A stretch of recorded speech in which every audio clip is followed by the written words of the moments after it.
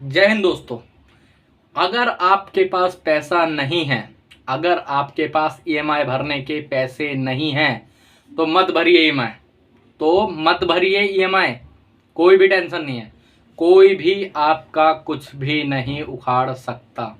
जी हाँ दोस्तों, मैं अपने पहले भी पुराने वीडियोस में बताता हुआ आया हूँ आपको कि अगर लोन की ईएमआई भरने के पैसे आपके पास नहीं है या फिर आपके ऊपर किसी और तरीके की कोई परेशानी चल रही है जिसकी वजह से आप ईएमआई पे नहीं कर पा रहे हैं, तो आपको क्या क्या परेशानी आ सकती है या फिर आपको क्या क्या चीज़ें करनी चाहिए। आज के वीडियो में मैं सीधे सीधे साफ कर दूंगा कि जी, अगर आपके पास पैसे नहीं है और आप ईएमआई नहीं पे कर रहे हो तो आपके साथ बैंक क्या करेगा, आपके साथ बैंक क्या करेगा और आप उससे कैसे बच सकते हो और आपको एक भी पैसा नहीं देना पड़ेगा। मतलब जो है ही नहीं तो दोगे कहाँ से। इन शॉर्ट बात है, सीधी सी बात है। ठीक है, तो वीडियो में आगे बढ़ने से पहले दोस्तों, मैं आप सबका हर्ष कुमार आपके इस चैनल लोन डिस्ट्रॉयर में आपका स्वागत करता हूं। अगर आपको किसी भी तरीके की कोई परेशानी आ रही है लोन से रिलेटेड, हैरेसमेंट से रिलेटेड, आपको कोई परेशान कर रहा है ऑन कॉल या फिर घर पे आके, या फिर आपको और किसी तरीके की कोई परेशानी आ रही है, यहाँ पर मेरा नंबर है, मुझे आप यहाँ पर व्हाट्सअप मैसेज कर सकते हैं। व्हाट्सअप मैसेज के माध्यम से आप हमसे जुड़ सकते हो, हमसे 1-on-1 मीटिंग कर सकते हो ऑन कॉल, और आपकी हम सारी परेशानियां सॉल्व करके आपको देंगे, चाहे फिर वो किसी नोटिस से रिलेटेड क्यों ना हो, आर्बिट्रेशन, सरफेसी एक्ट या फिर किसी भी चीज़ से रिलेटेड क्यों ना हो, हम आपकी हर एक सोल्यूशन बना के देंगे आपको। दिक्कत वाली बातें हैं। चलिए वीडियो में आगे बढ़ते हैं। तो दोस्तों, इन शॉर्ट आते हैं कि अगर मान लो आपने लोन ले रखा है, ठीक है, किसी भी बैंक से लोन ले रखा है, चाहे वो कोई भी बड़ा बैंक हो गया, एसबीआई हो गया, एचडीएफसी हो गया, एक्सिस हो गया, कोई और कोटक हो गया, ये सारे बैंक हो गए, ठीक है, इन सब से आपने लोन ले रखा है, या फिर कोई एनबीएफसी हो गई, मोबीक्विक, होम क्रेडिट की, ऐसा कोई और होम, नावी, नीरा, और क्या कहते हैं अपना पॉकेट्स, एम पॉकेट, ऐसे करके बहुत सारी एनबीएफसी भी हैं, ठीक है, और बहुत सारे बैंक भी हैं।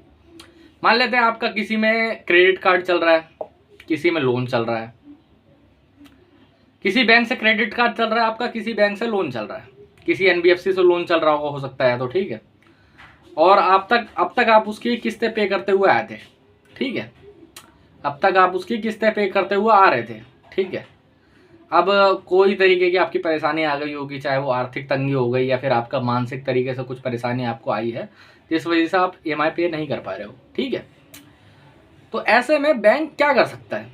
देखो, अगर सच्चाई पे आए तो बैंक आपका कुछ भी नहीं बिगाड़ सकता। इन शॉर्ट है, सीधी बात है, बैंक आपका कुछ भी नहीं कर सकता है अगर आप ईएमआई पे नहीं कर रहे हैं तो। अब मैं बताता हूँ इसमें क्या क्या चीज़ें, कुछ कुछ चीज़ें बैंक ट्राई करेगा। बैंक ज़्यादा से ज़्यादा आपको क्या कर सकता है कि पहले जब आप ईएमआई पे नहीं करोगे तो आपको कॉल्स आना स्टार्ट हो जाएंगी, आपको कॉल्स पे 100 कॉल दिन की करे जाएंगे, आपको परेशान करा जाएगा, एकदम तंग करना नहीं कहते थे कि एकदम तंग करा जाएगा आदमी को, ठीक है। अब एकदम तंग करने से भी क्या हो जाएगा, अब कॉल्स पे आदमी पहले तो परेशान हो जाता है, मेंटली बहुत ज़्यादा टॉर्चर हो जाता है इंसान। इन शॉर्ट, मेंटली बहुत ज़्यादा परेशान हो जाता है इंसान इन सब के कॉल्स देख के या फिर और परेशानी देख के। फैमिली भी परेशान हो जाती है, इंसान भी परेशान हो जाता है जिसने भी लोन ले रखा हो, ठीक है। तो मैं आप सभी को एक चीज़ बताना चाहता हूँ, अगर आपके ऊपर की मर्जी है ये, आप कॉल उठाना चाहे तो उठाइए, नहीं उठाना चाहे तो नहीं उठाइए। इस पर आपके ऊपर किसी भी प्रकार की कोई कार्रवाई नहीं होगी, चाहे वो कोर्ट में हो या फिर क्या कहते हैं अपनी एफआईआर में हो या फिर रिपोर्ट में हो, पुलिस की हो या फिर किसी भी ऐसी तरीके की कोई भी कार्रवाई आपके ऊपर नहीं होगी अगर आपने फ़ोन उठाया या फिर नहीं उठाया। आपकी मर्जी है पूरी, आप फ़ोन उठाओ मत उठाओ, ऐसे ही छोड़ दो, कोई ज़रूरी नहीं है फ़ोन उठाना, आपके ऊपर की मर्जी है। आप चाहो तो फ़ोन उठाओ, नहीं चाहो तो मत उठाओ फ़ोन, कोई ज़रूरी नहीं है, ठीक है। वैसे मेरी मानो तो ज़्यादातर अगर आपको 100 कॉल्स आ रहे हैं तो एक कॉल उठाइए, ठीक है, 1-2 कॉल उठा लीजिए, 1-2 कॉल्स पे समझा दीजिए कि जी मैं लोन पे नहीं कर पाऊंगा, सीधी सीधी बात है, ऐसा ऐसा। और अगर आपको कॉल्स में परेशानी आ रही है, कोई आपके साथ गाली गलौज कर रहा है, आपके रिश्तेदारों को फ़ोन कर रहा है, फिर कुछ परेशानी ऐसे आ रही है आपको, तो ये मेरा नंबर है ही, आप मुझे मैसेज कर सकते हो, कोई दिक्कत वाली बात नहीं है, ठीक है। तो सेकंड थिंग पे आते हैं कि ये लोग आपके यार प्यारे रिश्तेदारों को फ़ोन करते हैं, फ़ोन करके कई और गालियाँ देते हैं। गाली नहीं देता तो ये बोलता कि ये जो बंदा है, मान लेता आपका नाम मुकेश है, कि ये जो मुकेश नाम का बंदा है, आपका रिश्तेदार है, इसने आपके नाम पे लोन ले लिया, आपके आधार कार्ड पे लोन ले लिया है, आपके नाम पे लोन ले लिया है। तो मेरे भाई, ये करने से पहले ही इसका तोड़ करना चाहिए सबसे पहली बात तो। अब इसका जो तोड़ होता है वो होता है कॉन्टैक्ट रिप्लेसमेंट। वो कॉन्टैक्ट रिप्लेस कैसे करें आप हम पे मैसेज करके जान सकते हैं, वरना मेरे ही चैनल पे वीडियो पड़ी होंगी, आप देख सकते हो, कोई दिक्कत कोई परेशानी नहीं है। मैं मोटा मोटा आपको बता भी देता हूँ। अगर आपके पास किसी तरीके का कोई फ़ोन हो या फिर कुछ हो, तो हमने जो है एक कॉन्टैक्ट की लिस्ट बना रखी है, ठीक है, जिनके अंदर टोटल 20 से 22 हज़ार कॉन्टैक्ट हैं, ठीक है। आप उनको डाल लीजिए। अब अगर कॉल्स वो करते भी हैं तो उनको कॉल जाएंगे, ठीक है। जब उनको कॉल जाएंगे उनको कोई मतलब ही नहीं है आपसे, तो ये लोग कॉल करना भी बंद कर देंगे यार फरेजदारों को, तो कोई दिक्कत नहीं होगी आपको, ठीक है। तो सेकंड सबसे बड़ी मजबूरी आती है ना मेरे भाई, वो आती है विजिट्स पे। आदमी कॉल्स जीत जाता है, आदमी रिश्तेदारों से जीत जाता है, आदमी परेशानी से जीत जाता है। जो सबसे बड़ी दिक्कत आपको आएगी वो आ सकती है विजिट में, होम विजिट में दिक्कत आ सकती है। लेकिन डरिए घबराइए बिल्कुल भी मत, डरिए घबराइए बिल्कुल भी मत। हम बैठे हैं, हम आपको बताएंगे कि होम विजिट पे आपको करना क्या है, ठीक है। मान लेते हैं आपके घर पे होम विजिट हुई है, सबसे पहले तो उनको एक दिन पहले आपको बताना पड़ेगा। अगर आपको एक दिन पहले नहीं बता रहे हैं तो आप उनको पैसे ही बोल सकते हो कि आप मुझको बता के नहीं आए, आप जा सकते हैं, मेरा मन नहीं है अभी बात करने का, ठीक है। अरे चलो छोड़ो, नहीं बता के आ गया, कोई बात नहीं है, नहीं आ गया तो अब आपको करना क्या है। अब आपको मेरे भाई कुछ नहीं करना ज़्यादा, उस पर बोलना कीजिए अपने आईडी दिखाइए। अगर वो आईडी नहीं दिखाता है मेरे भाई, अगर वो आईडी नहीं दिखाता तो वहीं से धक्के मार के उसे निकाल दीजिए। अगर 2-3 आपको परेशानी हो रही है तो ऐसे ही भगा सकते हो, कोई ज़रूरी नहीं है। वैसे भी सिर्फ 2 लोग आपके आरबीआई के सर्कुलम्स के हिसाब से सिर्फ 2 लोग आपके घर आ सकते हैं, चाहे फिर वो बैंकर हो या रिकवरी एजेंट या फिर दोनों रिकवरी एजेंट क्यों ना हो, ठीक है। सिर्फ 2 लोग आ सकते हैं। अगर वो 3 है वैसे भी आप भगा सकते हैं कि तीसरा निकल, मैं बात करूँगा तो 2 पे ही करूँगा, ठीक है। आईडी नहीं है निकाल दीजिए, कोई ज़रूरी नहीं, निकाल दीजिए, ठीक है। भगा दीजिए कि चल साले आईडी नहीं तेरे पास, क्या दिखाऊंगा मैं तेरे को, है कौन तू, मैं क्या जानूँ तुझे, भगा दीजिए सीधे। अगर मान लेते हैं कि आईडी दिखा दी, ठीक है, कोई बात नहीं, आईडी देख लीजिए, बढ़िया बात है। आईडी दिखा रहा तो अच्छी बात है, वो अपना वो रूल्स फॉलो कर रहा है।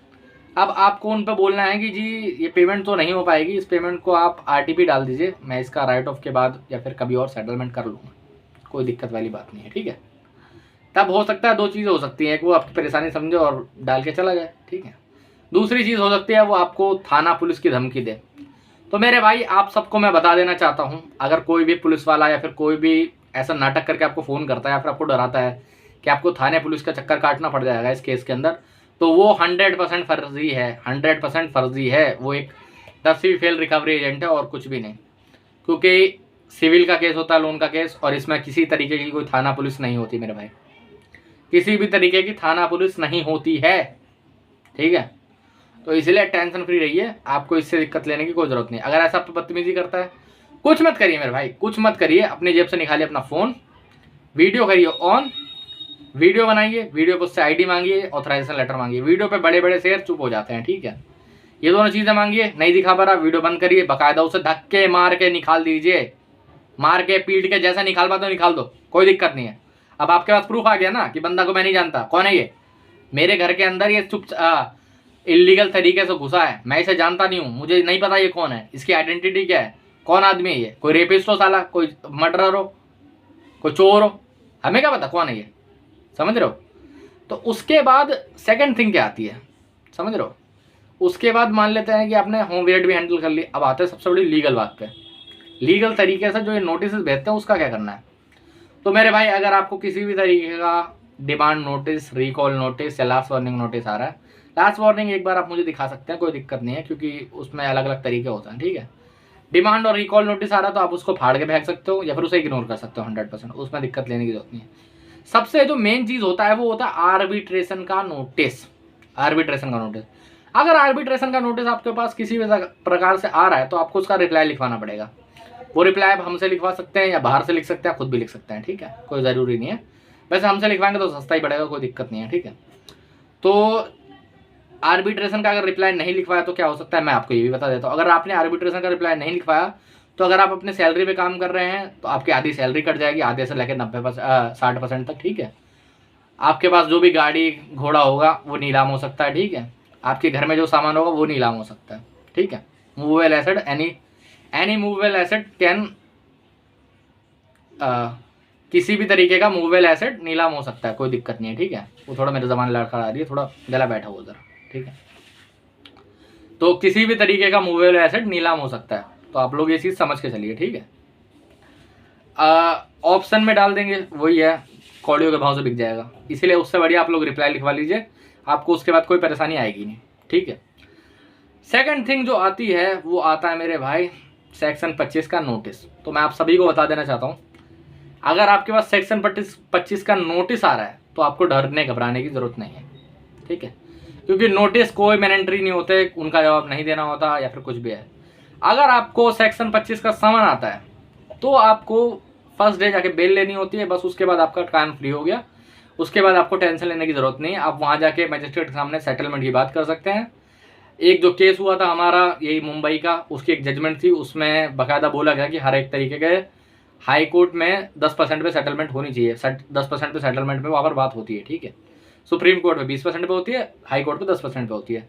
तो वहाँ पर सेटलमेंट की बात हो सकती है 10% पे। अगर 10 पे नहीं भी माने 20 पे मान सकते हैं, तो आप उस पे कर सकते हो सेटलमेंट, कोई ज़रूरी नहीं है। ठीक है, और इसके बीच में और किसी तरीके की आपको कोई परेशानी आएगी नहीं। और अगर किसी भी तरीके की कोई भी परेशानी अगर आपको इसके बीच में आती है मेरे भाई, आप परेशान होते हो, आपको टेंशन होती है, आपको कुछ भी होता है, यहाँ पर मेरा नंबर है, यहाँ पर मेरा नंबर है, आप मुझे मैसेज करिए।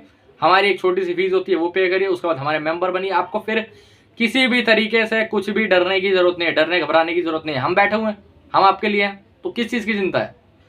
तो आज के वीडियो में इतना ही दोस्तों। आज से आपकी कोई और परेशानी हो, कोई और दिक्कत हो तो आप कमेंट में लिख सकते हो, या फिर कुछ और पूछना हो तो नंबर पे मेरे को पूछ सकते हो। ठीक है, मैं उसके ऊपर अलग से वीडियो बना दूंगा, कोई दिक्कत नहीं है। ठीक है, और बाकी जिसको भी कोई परेशानी आ रही है, यहाँ पर मेरा नंबर है, आप मुझे मैसेज कर सकते हो। ठीक है, व्हाट्सएप पे। जय हिंद दोस्तों।